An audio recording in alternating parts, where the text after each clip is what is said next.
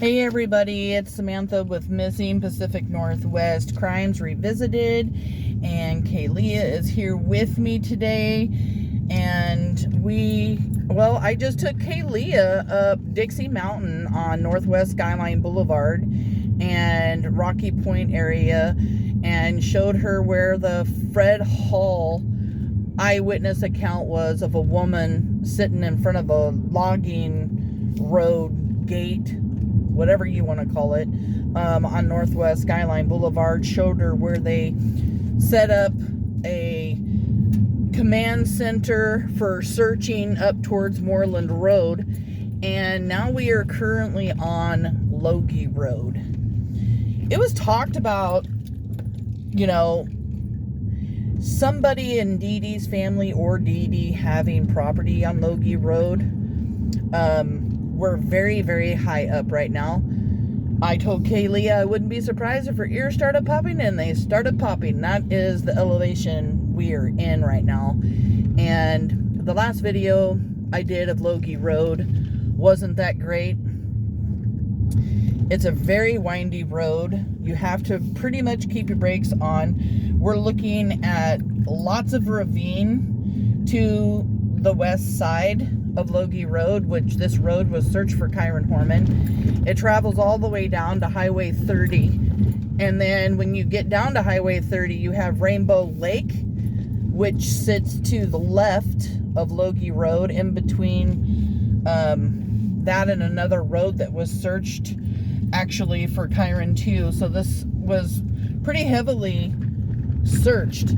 But the ravine and the logging area that is to the left that you're seeing right now in this video is just crazy. Yeah, my ears are popping right now. Mine too. Yeah. I wanted to show Kaylea Logie Road because this is one of the roads that Terri Horman traveled on June 4th, 2010. One of the roads that law enforcement was, trying to confirm whether or not she was up here or not, because her story changed several times. But this entire area up here, on Rocky Point, Dixie Mountain, Logie Road, Morgan Road, all of this searched. They have done so much searching. Do you see what I mean by these deep ravines over here on the left? Totally. So far down, I would guess 30 to 50, even more, maybe, feet down. Yeah, but look at that area down there. That's probably a good 100 feet or more down. Yeah, you're right. And then, you've got ferns and trees with moss and evergreen trees and other kinds of trees and bushes and everything else. They talked about searchers rappelling down some of the ravines that they had to search for Kyron. Law enforcement and their search and rescue team and the Green Hornets that came out here and searched were just amazing. It gives you so much respect for what they did. And I'm really super happy to bring Kaylea up here today and give her a whole new perspective, because she's never been up here before. I took her to the school in Westwind Farms where Dee Dee Spicer worked. We've traveled all of Skyline and all of Old Germantown Road. We passed Newberry Road. Yeah, we've pretty been up here just going for a drive. But yeah, this is Logie Road. We are headed straight down. I mean, I don't know if you guys can tell, but my foot really left the brake since we started. My ears are popping as we're declining. It's so disheartening to think that they do searches for Kyron in the woods, because that they're not looking for an alive Kyron. And I think that's something that never settles well with me when I'm out here. But today, as we're driving around, we've actually thought of some things and saw some things. Like, we just saw 2 cell phone towers I've never seen. So I'll be able to look into that information about when those cell phone towers were put up. And those were on Northwest Skyline Boulevard. I've never seen them before. I could have passed them because who knows. But just having somebody else to talk with and be up here and, you know, talk about everything.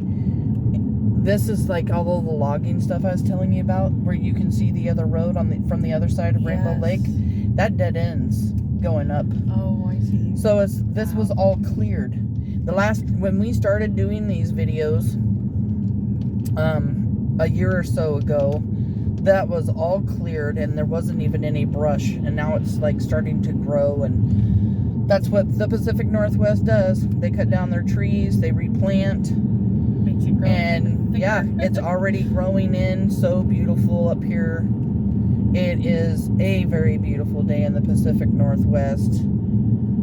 Today is me and Kaylea's first time meeting each other, even though she's been my partner for months. I know. We are having a great time out here. It's exciting. Yep. Now it feels like a wall's been broken, and I love being out here and putting myself in perspective of, you know, this is where law enforcement really was focusing on, and seeing it. It's not what you expect, you know, not what you picture in your head, really. Yeah, we even went by Kaine Horman's house where Kyron lives and showed her that area, and, you know, showed her how far it was from one of Kyron's friends' houses from Kyron's house, to kind of give her a perspective there, and Shelter Nook Road. And yeah, you know, Kyron didn't live in a little city where there was house to house to house. No. And basketball hoops and garages and everybody. There's not even a sidewalk. There's literally no suburbs, no sidewalks. This is out in the middle of nowhere. Yeah, exactly. And now we're on Highway 30. This is another way to get down to Highway 30.